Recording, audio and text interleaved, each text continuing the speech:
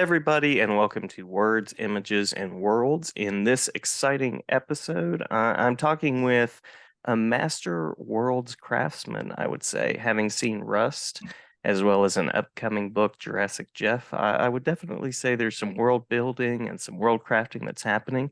So, very pleased to talk with Royden Lepp today. Those are very kind words, Jason. Thanks for that introduction, and I'm excited to be talking to you. Thanks for the call.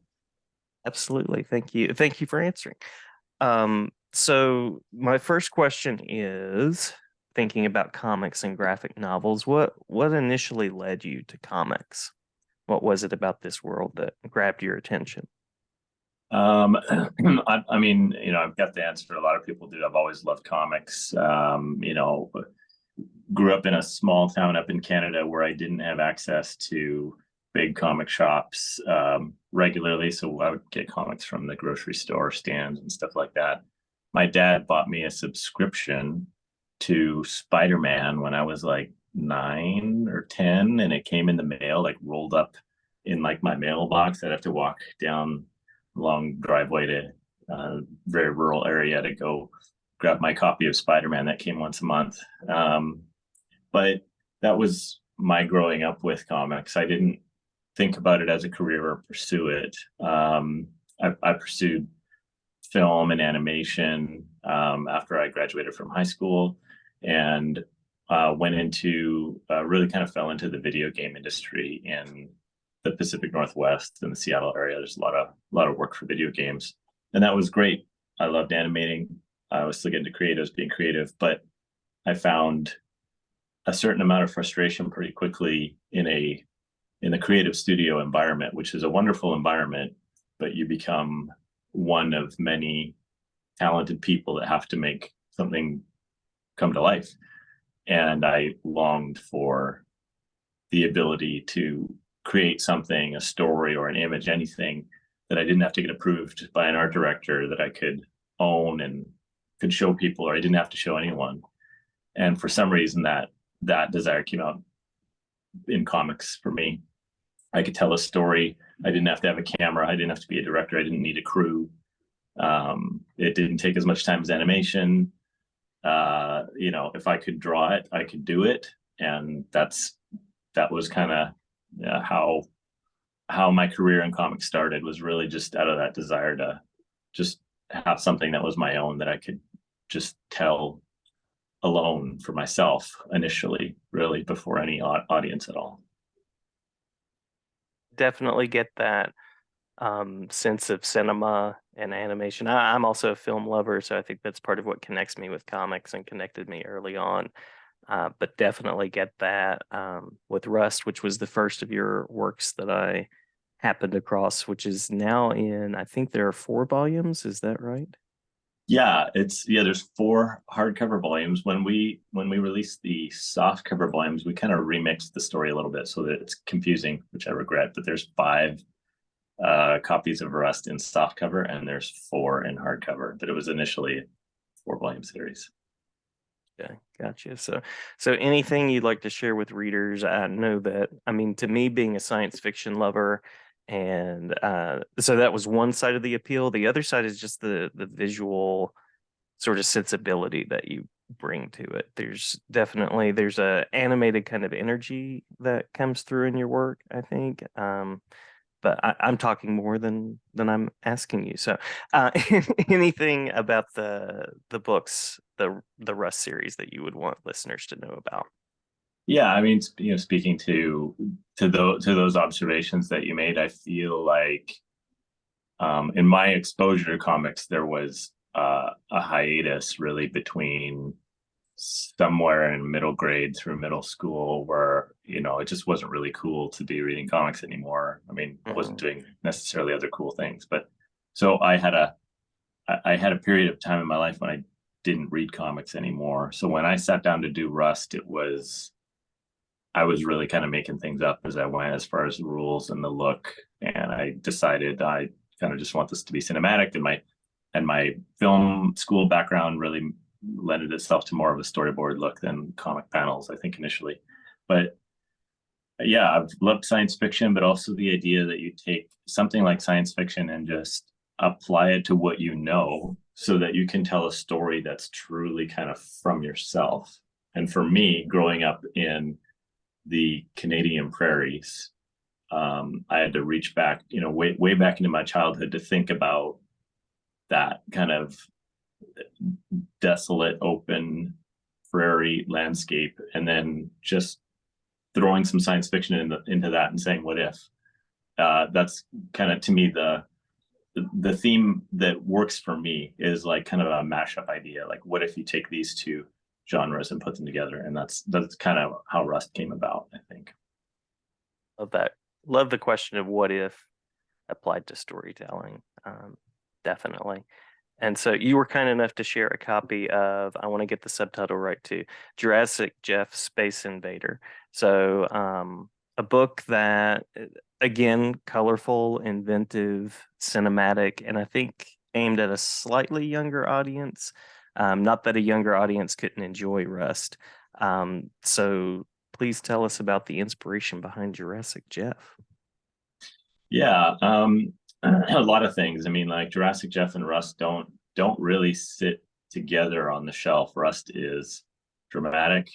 Um, there's sadness in the story. It's about loss. It's about family. Jurassic Jeff is a lighthearted middle grade with Mhm. comedy in it, and um, I like. I think I wanted to see if I could do that. I think I was being exposed to younger books as my son got older. I have a 9-year-old son. And so his books were starting to come into the house, through his backpack. And I was reading some of these younger middle grade books that are becoming popular. And honestly, I mean, to be totally transparent, I was critical of some of them. I was like, really? This is here in my hand. This is a New York Times bestseller. It was kind of like Mhm. I felt the challenge of like I can do this, which is not to like put down books, but that challenge of like I think I could do this. I would like to try a book like this, and Jurassic Jeff just came out of some sketches, and again that mashup idea of like what if aliens came to invade Earth, but they came at a totally different time, when there are no people, and that allowed me to draw dinosaurs and allowed me to do like some science fiction stuff. And there's just kind of an endless amount of jokes and gags that come along with that. And the more I thought about it, the more I just felt like that was a deep well to draw from. And that's kind of how Jurassic Jeff came to be. Yeah, I love the idea of readers continuing to read in it. And then I think, a reader that might get introduced to you through Jurassic Jeff could then later on go, oh, yeah, and then there's Rust. So I also like that idea. Always thinking about like what's next for readers as a teacher. So I love the idea of having a universal connection kind of book with the humor, with all of the things. And then someone says, oh, yeah, okay. Now I can kind of check out Rust and or you could also go in the opposite direction and read Rust first as I did. But also great to see your range in that way and the different ways to approach stories. I think I think I have two places I fit, or I'm feeling that I fit comfortably, and that is I'm feeling pretty comfortable as I'm like now the first volume of Jurassic Jeff is coming out in the next month or so. This year I'm working on the third right now, so I'm feeling comfortable in that genre, and yet I still have another book that I've been working on the past couple of years that fits a lot more into the Rust genre. And for the audiences that really enjoyed Rust, they will really enjoy this other book I'm working on. And so I can already I discover about myself as a writer, oh, these are the two ways that I like to build worlds. These are the two places that at least right now I'm feeling comfortable. And it's exciting. I like to it's a good feeling to know that I have range and I'm not totally a one trick pony, but but maybe at best I'm a 2-trick pony. I don't know. I'm not I sure. don't know. You have two parallel worlds at least, and I'm sure more to come. More to Yeah. come. The other thing that I was going to mention about Jurassic Jeff, and I won't give away anything that you don't want to share about it because I know it's not out just yet. Is that true? It's not It's really true. just Yeah, it's okay. May 30th, I believe, that it shelves. Okay, just wanted to make sure. Um, I love the appendix materials that you share, the sort of bonus materials at the end, because for readers that want to respond and create, which is something that I did as a kid, I would read a book that I loved and then I would want to make my own book in that style. You've got some kind of the style guides and the drawing guides back there, but then you also do some really cool things with language. And invented language. So that was another cool kind of connect. And the Tolkien lover in me saw that and was like, oh, okay. So kudos to you again. As I introduced you, I was talking about world building, but giving some readers some sort of next steps to play with and immerse themselves a little bit.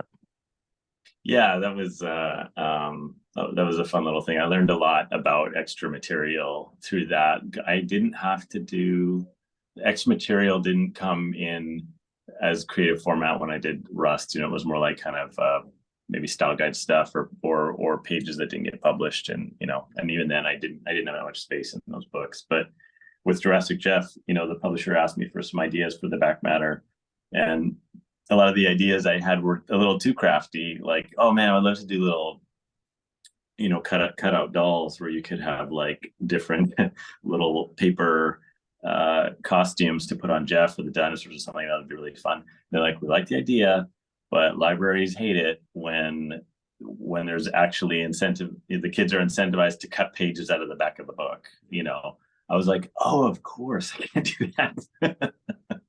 So we had to come up with some other ideas. But the language stuff was really fun because, as you mentioned, I'm playing with a lot of made up languages in the book, you know, from aliens to insects. And yeah, that was fun. But then you're faced with the thing of the creator, which I don't know if Tolkien ever did this, or he probably didn't. He actually planned it out. But I'm like, oh, now I got to stick to my own rules when I use that language. I just created an alphabet. That is true. That is true. Yeah, I hadn't thought about that side of it.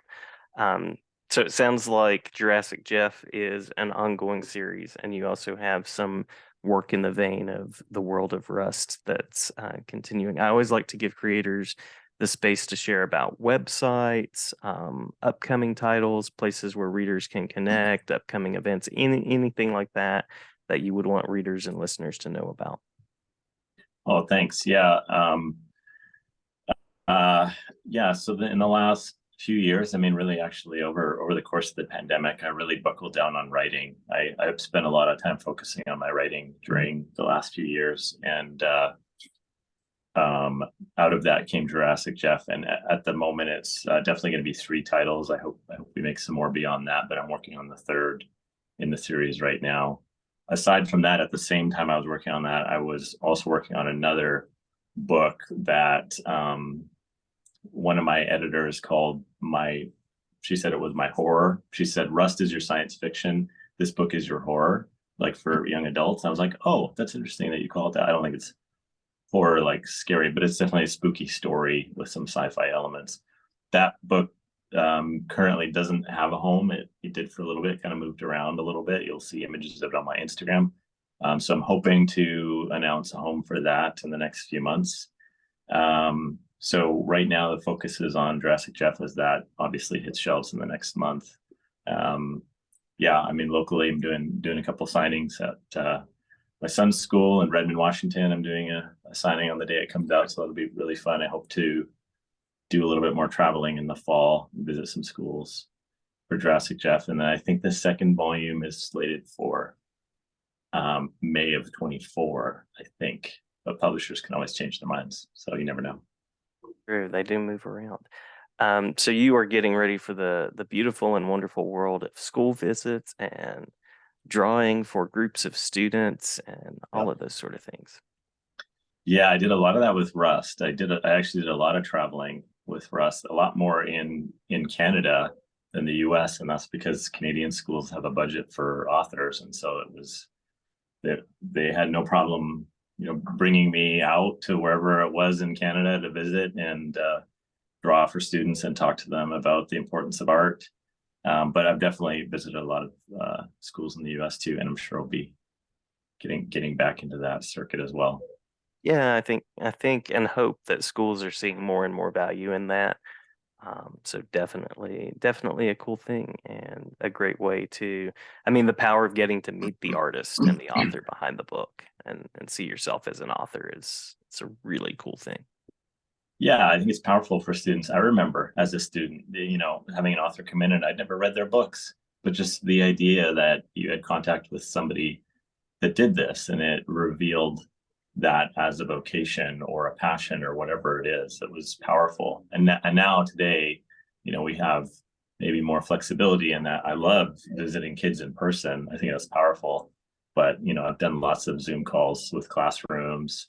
I can still do live drawing on my screen so that my drawing's projected on their screen while I'm drawing and talking to them. So it's still tons of fun with the tools we have today to visit schools. Definitely a cool thing. Well, thank you for spending some time with me. Did we miss anything in the questions that you want to make sure that you share about before we wrap up? I don't think so. That's most of what's going on in my life right now. Well, again, I'm a big fan of Rust, enjoyed Jurassic Jeff, and looking forward to seeing the entire series come to be and many more books to come. And looking forward to sharing some of this with students as well. Great. Thank you very much, Jason. It was really nice to talk about all this stuff as an artist and a writer. You're often like in a cave of creativity for years, and it's nice to be coming out of the cave and talk to people about what's going on. So I appreciate the time.